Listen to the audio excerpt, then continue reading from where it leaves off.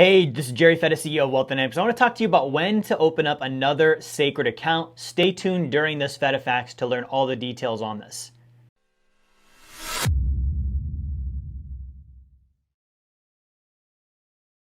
Hey, this is Jerry Fetta, founder and CEO of Wealth Dynamics. So I want to talk to you today about when to open up another sacred account versus when to continue contributing to one you've already got, right?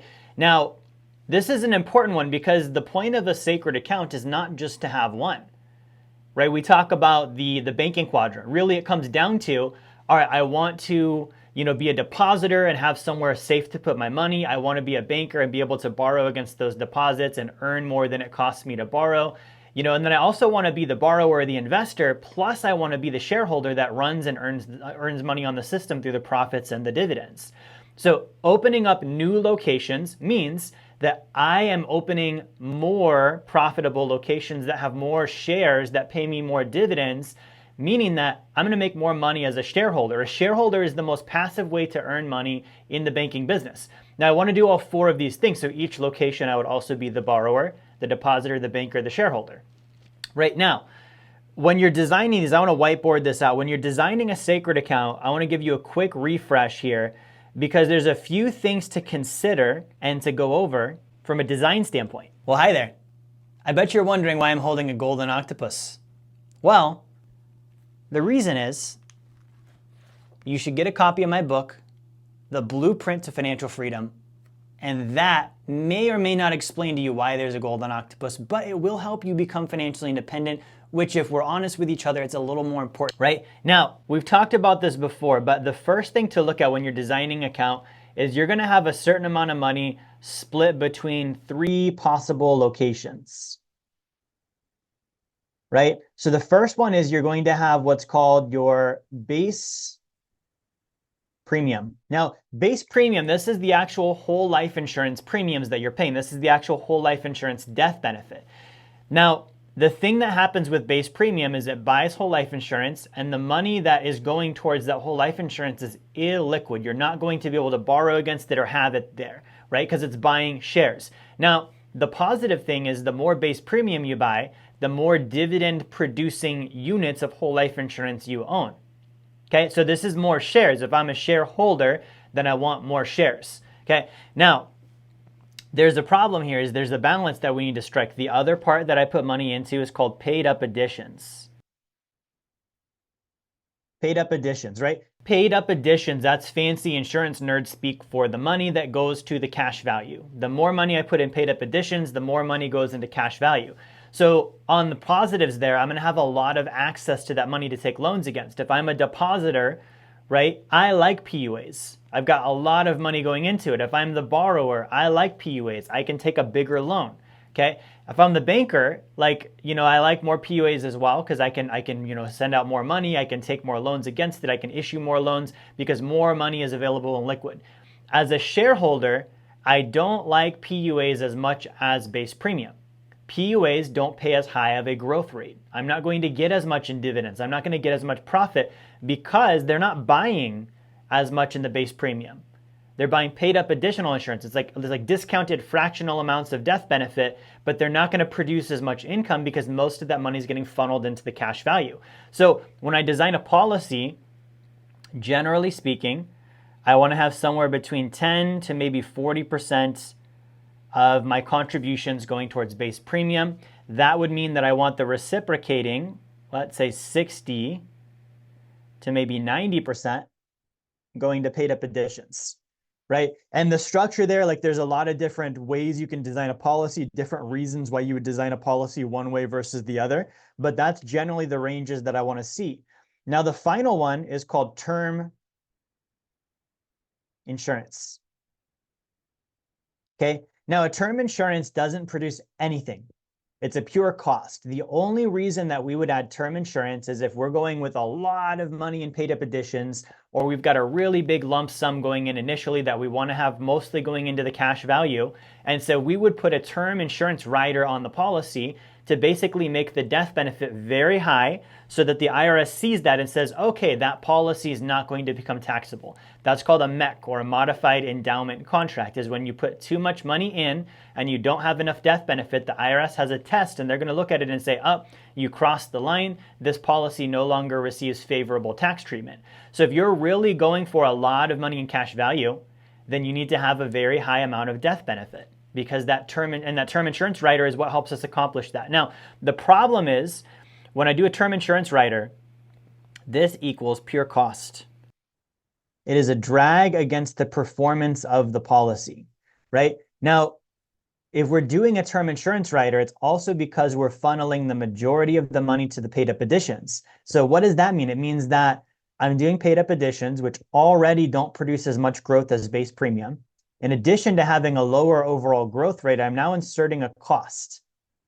You see what I mean? So let's say, for example, instead of making 4 or 5%, I may be making 3%, plus I've got a cost of maybe 0.5% or 1% because of the term insurance that's been added. Okay, so my growth on the policy is going to be much lower over the life of that account. And I certainly will have more money up front in the first 1 or 2 or 3 or 4 years. That's great, but overall, it's a worse business. See what I'm saying? Versus if I'm going more money towards base, a little less money towards PUAs, and then I don't need the term insurance, I'm going to have an optimized policy. It's going to have the highest possible growth rate combined with the highest possible liquidity and the lowest possible cost of insurance, right? That's the sweet spot. So all of that to say, when do I open up another policy? Okay, I'm going to erase my whiteboard. I want to go over another concept with you. So you should be paying yourself first. Like, let's say this is you, right? Your little stick figure guy. You get money from your income sources on a monthly basis, investments, your job, your career, whatever it might be. You're going to take a percentage of those dollars every time you get paid, and you're going to put that into a separate account, right? This is your bank. From that separate account, that money is going to flow into your sacred account, right? You can call this a segregated account or a separate account or a sweep account, whatever it might be. Essentially, this is going to be a checking or a savings account that sweeps into your sacred account, okay? Now, from there in the sacred account, you're going to have, as your income comes in on a regular basis, you're going to have regular percentages going into here. Now, these numbers, these dollar amounts aren't necessarily all going to go into your sacred account. Here's what I mean by that. When you set up a sacred account, you are going to decide, okay, I want to do $1,000 a month, or I'm going to do $500 a month, or I'm going to do $3,000 a month. You pick the number. It's up to you, right? Our team will walk you through that, but you pick the number. But let's say you've got $1,000 a month scheduled into your sacred account each month, right? Now, let's say you're saving a percentage of your income and you are actually saving $2,000 a month, right? And only 1,000 of that goes into your sacred account. So you're looking at this and you're saying, okay, well, I've got $2,000 a month left over. Okay. Now, when I design a policy, I want to design it optimally. My very first policies were not designed optimally. I didn't get the concept, even though I was working on it. I was an agent, all this stuff. All I was focused on was how much liquidity can I borrow up front. Hey, what's up? Jerry here. I just wanted to give you another reminder. Grab my book, Blueprint to Financial Freedom. It's going to be one of the best books you have ever read on finance. I can promise you that. You're going to love it. It's also a free offer. So if you go to jerryfetta.com/B2F promo, you can get that now. Can I get a 90% liquidity in year one? I didn't realize, well, that also means that I'm going to get a lower overall growth rate and I'm getting higher overall insurance costs. And the policy is going to be a worse overall performance as a banking business. I didn't think about those things. So I was looking at this and I was just saying, let me get the highest possible liquidity, and any extra money I'm getting, I'm going to put into something called unscheduled paid up additions. Unscheduled paid up additions, unscheduled PUA, right? Unscheduled PUA means that I can design the policy where it's got, let's say, $1,000 a month going into it scheduled, but I might be able to put in another $10 or $15 or $20,000 in lump sums throughout the year whenever I want to. Those are called unscheduled PUAs. Now that sounds really nice, doesn't it? It's like, okay, I've got one policy and it's $1,000 a month scheduled, but I can always dump in more throughout the year if I want to, up to that MEC limit, and there's some extra room there. Here's the problem. This unscheduled is paid up additions, okay? Again, paid up additions, lower overall growth rate, right? So I'm taking $1 and I'm putting it into something that over the long range in a paid up addition, it's gonna give me access to more of it. I like that as the depositor and the borrower and all that stuff, but it's not gonna grow quite as much. So when I'm thinking about this as a business owner, it's actually not as efficient for my banking business. Now, it also necessitates that I keep term insurance on the policy, so it increases my cost. So it decreases my growth rate, increases my cost to have the ability to put more money in unscheduled throughout the year. You see what I'm saying there? So here's what I do instead.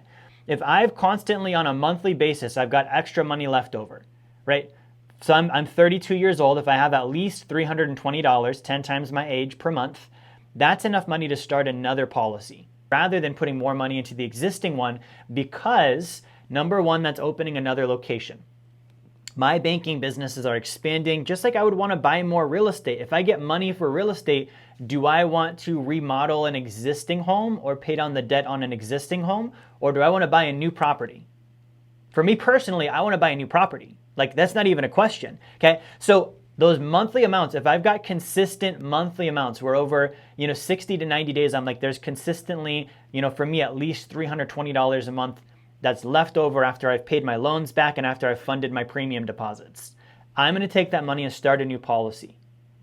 Okay. Now, if I have a windfall means I'm getting a lump sum. It's irregular. I'm not expecting it to come in. This is not this monthly residual amount. It's like I'm going to get one big chunk of money, right? And that big chunk of money is going to sit in my savings account or my separate account or my sweep account, whatever I want to call it, but it's just going to sit there, right? Well, yeah, then I would say if I've got room for unscheduled paid up additions, by all means, let's take this lump sum, let's dump it into an existing policy because it's not going to be recurring. That would be one option. Another option would be, okay, I've got the lump sum and I do have some monthly, so I could start the new policy with the lump sum and have the monthly going in. Right? But this is a question that's come up several times because I've got clients that have sacred accounts, right? We have hundreds and hundreds of clients across the United States and even in Canada that have sacred accounts. And that's a question is like, okay, I've got extra money. I was talking to a lady yesterday. I've got, $20,000 in my cash value now, and I'm putting, $500 a month into it, but I've also got another $30,000 in cash and I'm still saving another $2,000 a month on top of that. What do I do? Should I do unscheduled paid up additions? Right? She has no debt. There's no reason to have all of the money up front. She's going to be investing. So we look at that and we say, okay, good. Let's take that lump sum, that extra $30,000. Let's start a new policy with it. Let's dump that money in from the get-go and then follow that up with the extra $1,500 or $2,000 a month in a second policy. And you're actually going to get a higher overall rate of growth on the long range of your policies. You're still going to be able to do the depositing, be the banker, be the borrower, but as a shareholder, you're expanding your banking business. And for me, that's the most important part of this game. Nelson Nash, the one that really made this concept mainstream, when he died, he had over 48 policies. Think about that, 48 of them. This guy was opening up like crazy different sacred accounts, right? My friend Brent has like 20 of these. Right, my friend Devin has 14. I've got 6. I want to open up another 2 before the end of this year. Right? So this is not a game of one policy and just pay off your debt and save as much money as you can into it. No. This is a game of expansion. Right? And there's a time and a place to fund an existing policy. There's a time and a place to open up a new one. So if you're watching this, if you're a client of mine and you've had this question, reach out to me. By all means, I'd love to do a consultation with you and go over the specifics of your situation.